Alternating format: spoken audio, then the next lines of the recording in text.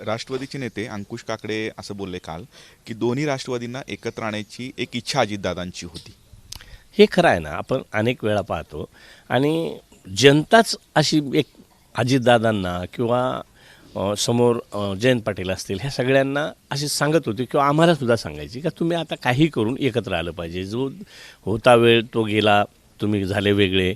पण काही केलं तरी भविष्य दादा असतानासुद्धा लोक म्हणायचे का भविष्यात दादा तुम्ही एकत्र झालं पाहिजे, अशी अनेक लोकांची भावना होती आणि त्याच पद्धतीने कदाचित पावलं पडत होती. मग ती नगरपरिषदा झाल्या, त्याच्यानंतर महापालिका झाल्या, आताची जिल्हा परिषद ज्या निवडणूक आहेत, तर बऱ्याच ठिकाणी असंच सांगितलं गेलं होतं का तुम्ही महायुती आपण आहोत, महायुतीतच लढायचं, पण जिथली परिस्थिती अशी असेल का तुतारी आपल्याबरोबर येऊन काही बेनिफिट होणार असेल तर तुतारीला बरोबर घ्या. अशा पद्धतीने आताही जिल्हा परिषदमध्ये तशा काही ठिकाणी उमेदवाऱ्या झाल्यात आणि मग ती चर्चा इतकी जोरात होती एक 7-8 दिवसापासून की जसं पवार फॅमिली सकाळी 8 वाजता एकत्र बसले, मग रोहितदादा असतील किंवा अजितदादा असतील, मोठे साहेब असतील, सुप्रियाताई असतील, असे एकत्र बसल्यावर लोक परस्पर अंदाज काढत होते का आता हे एकत्र झाले. तर कालच्या एकूण वातावरणावरून तरी असं वाटतं